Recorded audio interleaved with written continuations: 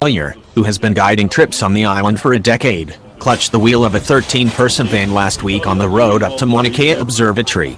Up until Kilauea began erupting this month, his full-time job was taking visitors on 3 separate volcano-related tours. Now, with Hawaii Volcanoes National Park closed and the district of Puna inundated with lava, 2 of those 3 tours are cancelled until further notice. As of this morning, the road where I've been conducting tours for a decade is no longer there, he said. Things are changing. Hawaii Island's $2.4 billion tourism industry is struggling in the wake of the Kilauea volcano eruptions, with bookings for May through July down 50%, according to the Island of Hawaii Visitors Bureau. Businesses on the island are doing their best to convince tourists that it's still safe to visit. If tourism falters much longer, Collier reasoned, there's still plenty of work in the astronomy industry located on this 13,000-foot high dormant volcano. Mauna Kea, the largest peak in the world when measured from its base on the seabed, is a mecca for astrologists, as well as tourists. But his feelings about the volcano are mixed. It's eruptions like Kilauea's that created the island in the first place. Pele has awoken and is wreaking her destruction upon us, but I never forget that without her I would not have this beautiful place to call home, he said. We all understand the balance of these forces here on Hawaii Island. Doug Arnott, who owns the tour company Collier works for, Arnott's Lodge and Hiking, said he's far more concerned with the potential economic disaster than he is about Kilauea, which is located about 30 miles away from his hometown of Hilo. The decision by major cruise lines to cancel their regular stops in the port of Hilo have been especially frustrating, he said. What's happening is only affecting a very small slice of the island, he said. In the last couple weeks, he said, 5 regular cruise ship stops have been canceled. When those visitors don't come, he has to cancel his tours. Until the eruption, tourism on Hawaii was growing. In 2017, the 1.7 million people visited the Big Island and spent 14% more than the year before, according to Visitors Bureau statistics. Now, the future looks uncertain. Volcanologists have no ideas when the eruption might end. Arnold said the island has to adjust. We need to find different ways for people to visit, he said. Alan Hartvigsen, the general manager at the popular Hilo coffee mill, is one of those trying to adjust.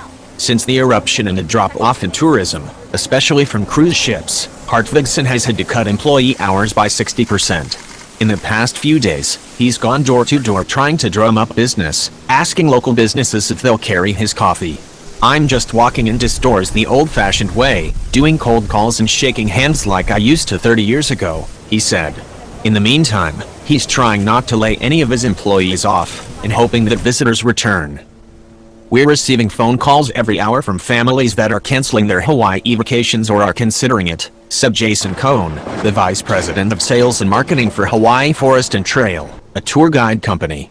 He said that so far his company is expecting a 30% decrease in revenue. It's a shame because other parts of the island have been absolutely beautiful these past couple of days, and not to mention safe places to view the incredible activity that's happening from afar. In Pahoa, near the heart of volcanic action, the highway is often clogged with cars. But the bohemian downtown remains dismally quiet, according to Amadeo Markov, a business owner and board member of the Pahoa Main Street Association. If this goes on, he said, there is going to be a second disaster, an economic one. Markov said he was unhappy with a statement given by Hawaii's governor, David Ige, last week in which he asked visitors and residents to stay out of Puna and Pahoa. If what he's saying is true, and it's dangerous to be here, then we should evacuate, Markov said. But we're still here. There's a misconception that Pahoa is dangerous right now, but we're used to lava and we know how to deal with it. Recently, the air has also become a concern, with the Hilo Medical Center seeing a moderate increase in the number of people coming with symptoms related to volcanic smog and haze, which can begin with dry eyes or a scratchy throat. Rebecca Blakey, 31, of Los Angeles, and her sister arrived on Hawaii on May 17th, the same day that Kilauea sent an ash plume 30,000 feet in the air.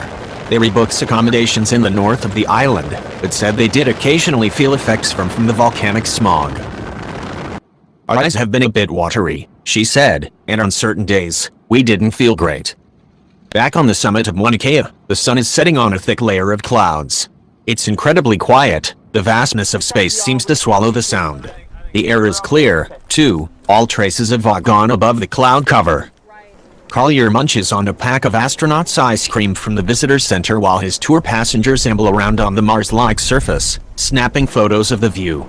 He tells them, "This is going to be one of the best sunsets of your life."